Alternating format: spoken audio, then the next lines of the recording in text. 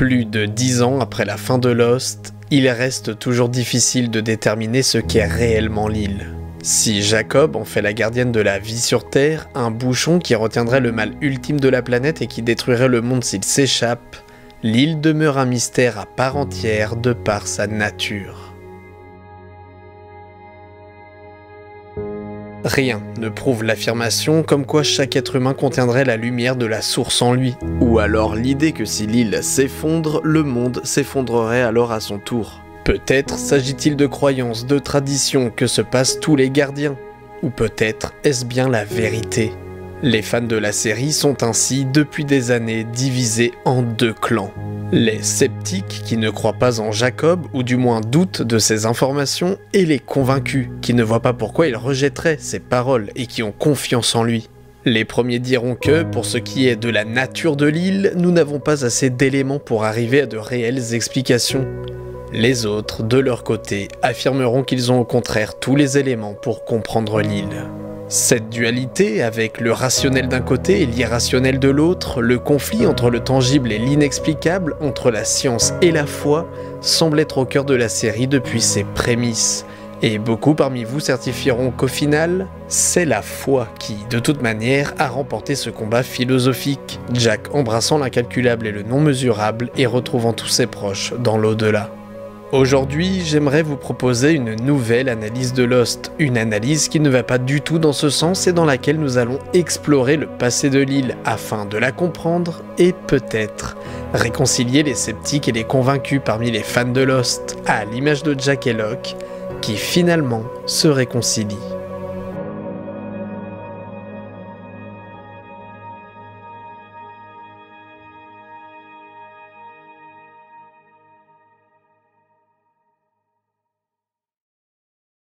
On ne trouve dans la série que très peu de personnages cartésiens à 100%. On trouvera bien sûr en la personne de Jack la figure du scepticisme, en des personnages comme Faraday, Cheng ou Radzinski, la recherche du potentiel expérimental de l'île, ou encore en Héloïse, voire dans quelques scènes Juliette, celle qui nous offre des réponses rationnelles au mystère de Lost. A l'inverse, les personnages mystiques sont légion dans la série, et la foi se dresse tel un arbre qui se dessine en diverses branches. Si Charlie et Desmond ont passé une partie de leur vie proche de l'église, Rose et Echo sont quant à eux des catholiques dont la foi semble être inébranlable. De son côté, même si Saïd entretient avec sa religion une relation très intime, il est musulman et continuera de faire ses prières sur l'île. Dans une moindre mesure, on sait que Bernard croit aux guérisseurs et Claire croit en l'astrologie. Mais la foi peut prendre aussi d'autres directions et se manifester chez les autres, par exemple, qui obéissent aveuglément à Jacob sans ne jamais l'avoir vu. Le projet d'Arma, de son côté, croyait en une fin du monde proche. Et pour finir, la croyance en une destinée, la dévotion envers l'île à travers John Locke. Maintenant, si l'on se penche sur l'histoire de l'île, l'arbre de la foi s'étoffe sur davantage de branches diversifiées. La statue de Tauret en est probablement le symbole le plus reconnaissable. Déesse de la fertilité, de l'eau pure et de l'horizon, elle fut vénérée par les Égyptiens et même adoptée chez les Minoens. Des tunnels ont aussi été creusés sous l'île, des tunnels qui semblent égyptiens puisque parsemés de hiéroglyphes, et car une chambre a été édifiée pour invoquer le monstre, une pièce où l'on retrouve une représentation du dieu Anubis. Cependant, quand on prête attention aux détails de cet environnement, on peut y apercevoir ce qui semblait être une statue du Bouddha.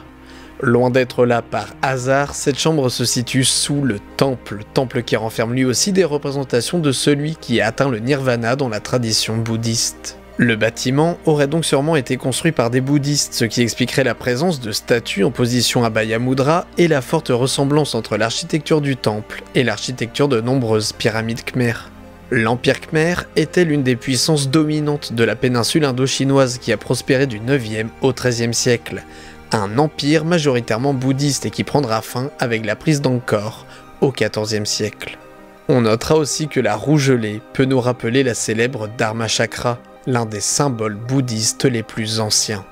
On trouve aussi des traces de mythes grecs sur l'île, notamment sur la tapisserie de Jacob où sont citées des phrases de l'Odyssée. Puissent les dieux t'accorder tout ce que ton cœur désire, puissent les dieux t'accorder le bonheur, et seuls les morts ont vu la fin de la guerre.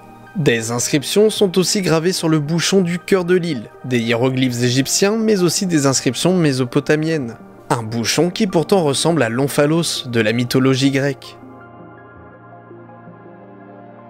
Avançons dans le temps. Le projet Dharma. De par l'apparence et les convictions de ses membres, on pourrait y voir le reflet de la culture hippie qui s'est développée dans les années 60 aux États-Unis et qui est à l'origine du New Age, mouvement ayant la vocation de transformer les individus par l'éveil spirituel et par conséquence de changer l'humanité. Les hippies s'opposaient à la société de consommation qui ravage le monde, prônaient un retour à la nature, un amour envers les autres et la planète. Le projet Dharma, lui, était persuadé que la fin du monde allait arriver et ses membres se sont installés sur l'île pour l'empêcher de se produire. Le New Age s'inspire beaucoup de traditions orientales et plus particulièrement de l'hindouisme, du taoïsme et du bouddhisme. Ce sont les hippies qui ont, entre autres, popularisé le symbole du yin et du yang aux États-Unis. Et Dharma est, quant à lui, un terme important des religions de l'Est. Les membres du projet Dharma se saluent même en disant Namasté, un mot translittéré du sanskrit pour dire bonjour et au revoir en Inde. D'ailleurs, les logos de Dharma sont inspirés de Chine ancienne. On trouve ainsi un large spectre de croyances, de traditions et de dogmes qui se confrontent, qui tissent la grande toile de la mythologie fragmentée et labyrinthique de Lost. La dualité entre Jack et Locke reste pour beaucoup la plus marquante, mais le passé de l'île ne semble être fait que de conflits de convictions. Y a-t-il eu une guerre entre les Mésopotamiens et les Égyptiens pour la source, puisque leurs traces sont présentes sur le bouchon? Y a-t-il eu une bataille entre les Égyptiens et les bouddhistes pour récupérer le temple, puisque celui-ci, malgré une architecture khmer et des traces de Bouddha, abrite des hiéroglyphes et un bas-relief représentant Anubis? Si l'on peut voir dans la guerre entre les autres et le projet Dharma le conflit entre la foi de l'île et la science de l'île, peut-on aussi y voir une guerre spirituelle? Les autres, derniers héritiers de l'influence bouddhiste traditionnelle car vivant dans le temple, contre le projet Dharma, digne représentant de ce qu'est devenu la parole de Bouddha dans le courant New Age. On pourrait même voir en Ben, dans la saison 2, la représentation d'un moine bouddhiste avec son haut orange déchiré sur l'épaule droite. Même la lutte entre Jacob et son frère est un conflit de convictions, l'un croyant en l'humanité, l'autre non. L'histoire de l'île, c'est la bataille perpétuelle et éternelle des idées, la raison versus l'espérance, le réel contre le spirituel. C'est ce que beaucoup diront de la série, et moi-même pendant des années, c'est ce que je voyais dans Lost. Des personnes s'affrontant à propos de ce qu'ils pensent de l'île. It's an island, John. No one needs to protect it. It's not an island. It's a place where miracles happen. Jusqu'à ce que je réalise une chose qui allait bouleverser ma vision de l'île et par la même occasion, ma vision de la série.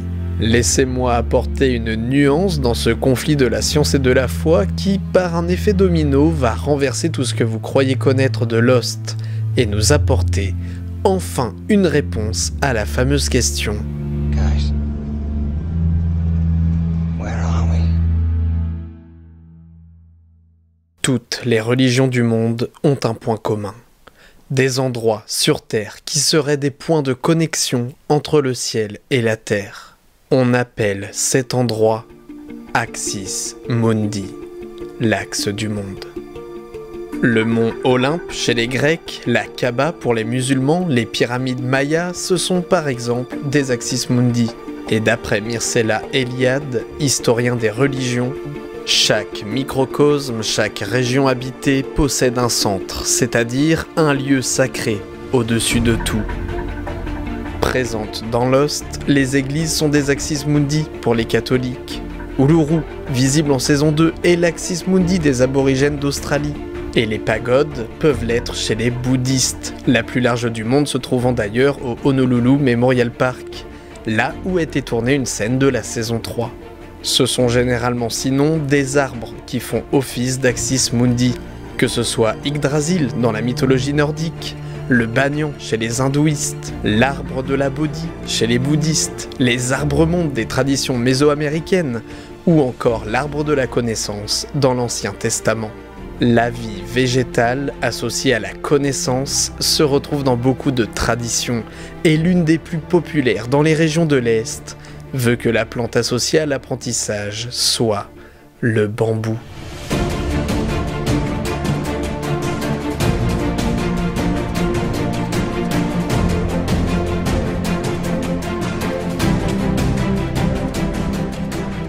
La forêt de bambou est l'un des endroits les plus iconiques de la série. C'est ici que tout commence et que tout se termine.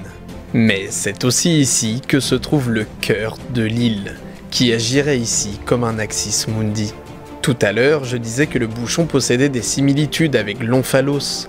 Et chez les Grecs, l'omphalos est une pierre sacrée qui marque le centre du monde, le centre des mondes, le nombril de l'univers.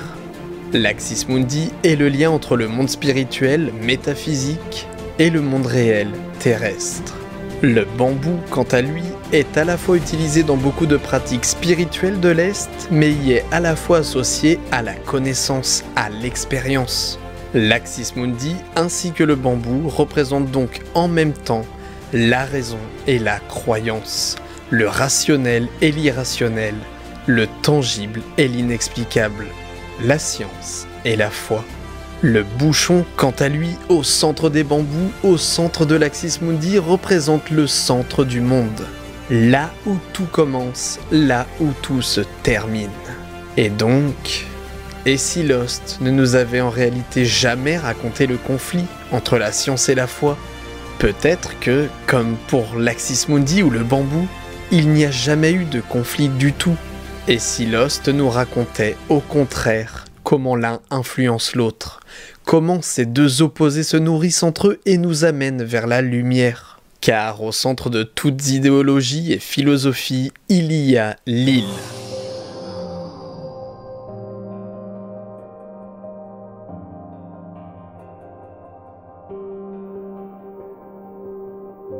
Il n'y aurait eu aucune guerre pour la source, les Égyptiens et les Mésopotamiens se seraient entraidés pour construire le bouchon.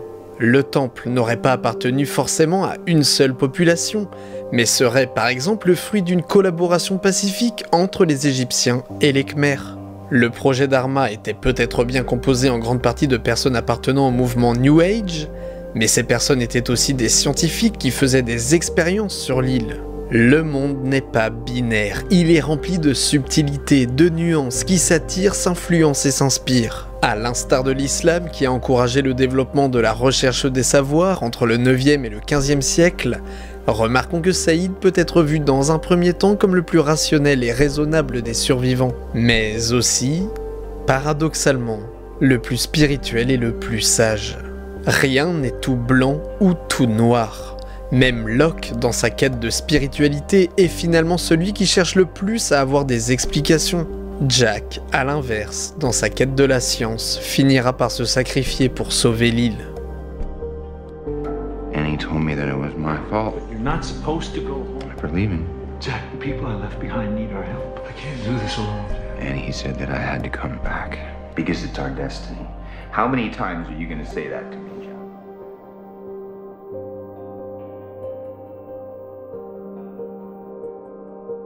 L'histoire de Lost n'est pas la science et la foi l'un contre l'autre, mais les sciences et les foi ensemble.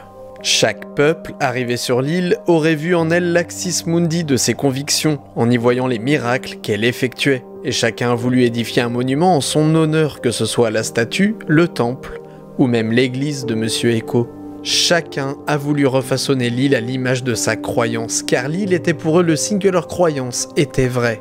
On nous explique dans la saison 3 que l'île a été créée suite à de l'activité volcanique, ce qui est un fait scientifique. Quand Héloïse nous dit que l'île est reliée à des poches électromagnétiques partout sur la planète, c'est aussi un fait scientifique, mesuré et calculé par le projet Dharma. Mais puisque l'on sait que dans la série, Uluru est situé sur une autre poche, et qu'Uluru, comme on l'a dit précédemment, est un Axis Mundi pour les aborigènes, l'affirmation d'Héloïse nous dévoile en réalité que l'île est l'Axis Mundi des Axis Mundi, l'axe de tous les axes, le centre de toutes les croyances du monde.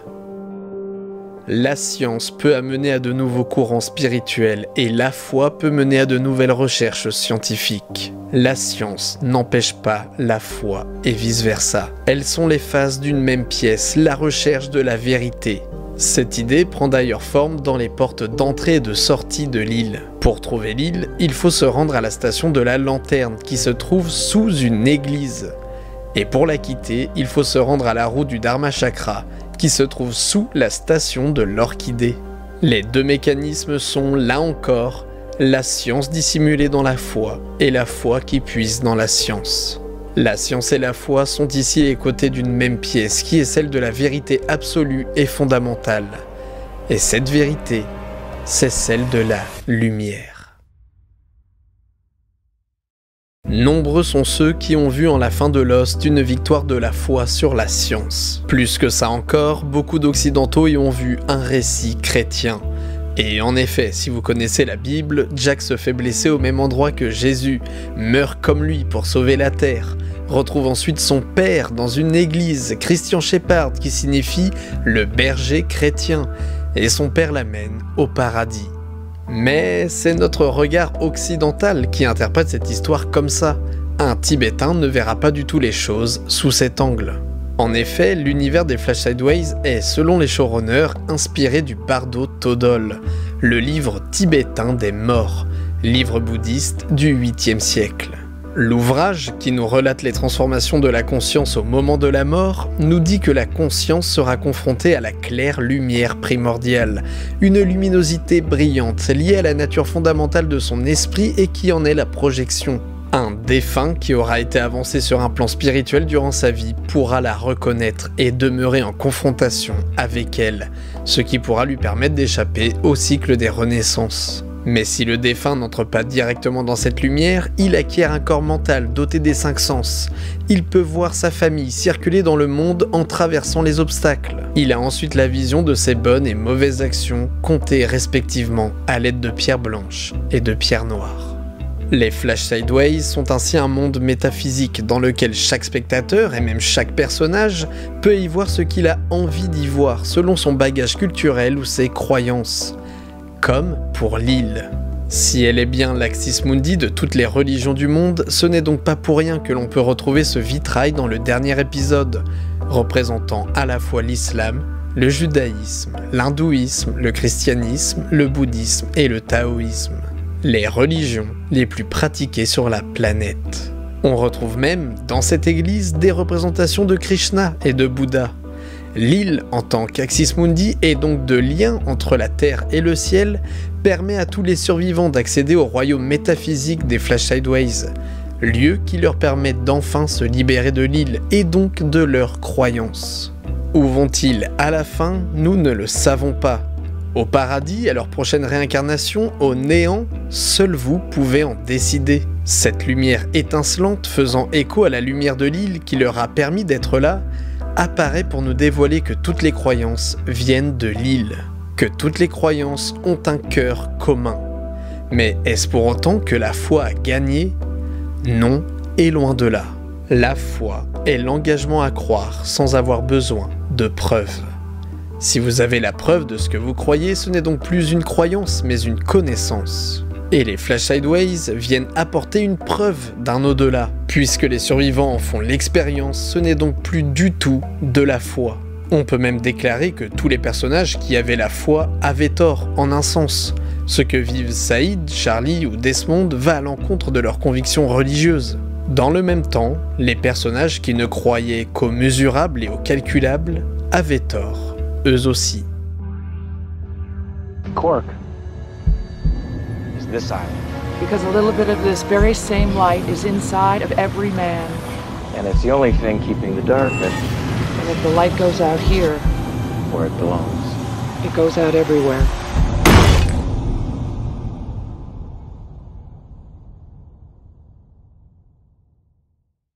L'île est l'Axis Mundi de toutes les foi du monde. Elle est le lien entre le monde physique et le monde métaphysique. Diverses cultures y ont échoué. Certaines y ont vu la preuve de leurs croyances et s'y sont installées. D'autres sont repartis avec de nouvelles croyances, interprétant ce qu'ils ont vu en ce lieu unique comme un miracle et en le transformant à leur tour en de nouveaux courants religieux. Enenra, le monstre de fumée noire du folklore japonais, vient-il, dans l'univers de la série, de personnes ayant vu le monstre? Le duel entre Jacob et Eso dans la Genèse est-il inspiré de Jacob et son frère? La Dharma Chakra vient-elle depuis toujours de l'île? L'Atlantide est-elle l'île? Peut-être. Mais l'île n'est pas un lieu dans lequel la foi et la science entrent en conflit. C'est un lieu dans lequel elles s'influencent dans une danse éternelle, testant la confiance de chacun envers la philosophie qu'il suit, basculant même les croyances entre elles, les détruisant, les sublimant, les fusionnant, car tout vient de l'île et tout finira avec elle. Le fait qu'à cause de son décalage dans l'espace-temps, n'importe quelle culture peut arriver à n'importe quelle époque sur l'île, bouscule nos idées préconçues d'une chronologie stricte de son histoire, et des scientifiques du futur ont déjà pu influencer l'émergence de religions éteintes aujourd'hui. Car quelqu'un dans l'avenir peut très bien faire naufrage avant même la naissance de la mère de Jacob, faisant de l'histoire de l'île un mystère à part entière. À la fois à l'origine de tout et à la fois à l'origine de sa propre origine. Une bulle en dehors de l'espace et du temps. Un lien entre le terrestre et le céleste. L'axe du monde. L'Axis Mundi.